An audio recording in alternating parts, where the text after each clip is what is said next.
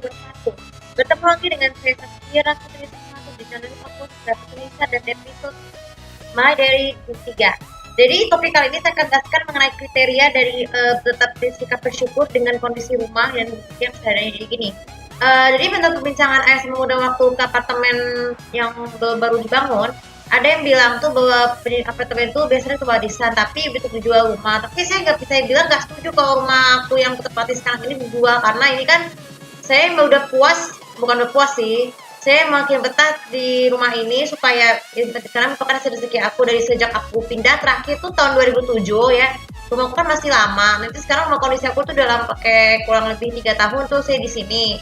Jadi kita harus tahu bahwa kondisi rumah apapun tuh baik itu dindingnya pecah, dindingnya retak, penuh semut, ada yang berbau itu tidak benar itu memang ini merupakan suatu hari raya ini merupakan suatu bekal rezeki yang harus kita miliki. Tapi kita harus bersyukur dengan kondisi rumah yang sebenarnya baik itu barang-barang maupun bagian rumah ataupun dan sebagainya. Jadi dengan kondisi rumah apapun itu kita harus bersyukur karena kita masih diberikan rezeki yang lebih berlipat ganda dari hasil kerja keras kita bekerja mencari uang itu mencari nafkah. Kalau ayah tuh pensiun tadi tuh setiap Jumat tuh ayah sama bunda kan selalu bagikan makanan kepada orang jalanan, itu sudah cukup ya. Itu juga merupakan pekerjaan halal untuk bisa mendapatkan uang. Aku tuh suka tuh. Jadi kriteria dari kita bersyukur dengan kondisi rumah dan rezeki yang seadanya ini jangan dilihat dari harganya ataupun hanya berapa, yang penting harus disyukuri itu menyimpan rahasianya, jadi tidak bersedia aja. Harus dan karena tidak bersedia untuk menyatakan kekayaannya berapa, maka itu akan menunjukkan sikap bersyukur dan tidak boleh terlalu memamerkan kekayaan ataupun harta yang kita miliki. Itu contoh kriteria di sikap bersyukur. Kemudian sikap bersyukur yang lain itu kita juga tidak boleh terlalu boros menghabiskan uang. Belilah, gunakanlah uang yang seperlunya saja, maupun meskipun kita sudah kerja atau belum. Nih seperti saya tuh saya tetap bersyukur dulu masih bekerja sebagai vlogger, tetapi tak bisa cari uang. Walaupun juga subscriberku ada 325. Tapi bagi kalian yang belum subscribe tuh silakan tonton videonya aku promo, dan juga promosi sedekahnya ada di promosi bagian sedekahnya di video aku ya. Ini bertujuan buat biar kalian yang nonton video ini harus tetap tahu bahwa jadi ini saya mengajarkan kalian juga tetap bersyukur dengan kondisi rumah yang seadanya. Terus gini, jadi saya nggak setuju kalau tinggal di rumah mengandalkan oma kan. Biasanya jujur banget ya. Kalau dipasang di rumah benar itu kan kriteria kan karena mau dipasang. Keadaan rumah tuh kalau direnovasi tuh jadi nggak nyaman, karena kalau direnovasi tuh nggak akan kamarnya pasti akan kecil. Terus keadaan ininya tamunya tidak bagus, bukan sih. Usaha ini gagal dan juga barang-barangnya tidak cukup, kan nggak mungkin dong.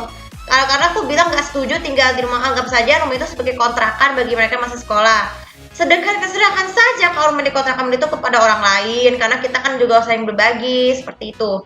Nah, kondisi rumah yang ini setara bagian rumah. Jadi bagian rumah itu ada pintu, jendela, atap, dinding dan sebagainya. Kalau keadaan pintu dan jendelanya masih terbuka, itu cukup syukuri aja.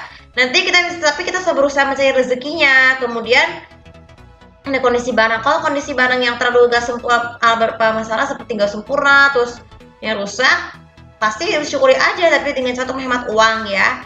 Dan juga kita harus tahu bahwa sikap bersyukur dengan kondisi yang seadanya ini juga bukan hanya sekedar menyadarkan kita untuk selalu berbagi ya, tapi kita juga menyadarkan kita untuk tidak berlaku sombong, takabur, dan juga tidak berbangga pada diri sendiri. Berbanggalah kepada orang lain dan terutama kepada siapa saja, baik itu ayah, orang tua, terus guru-guru kepala yang lainnya, supaya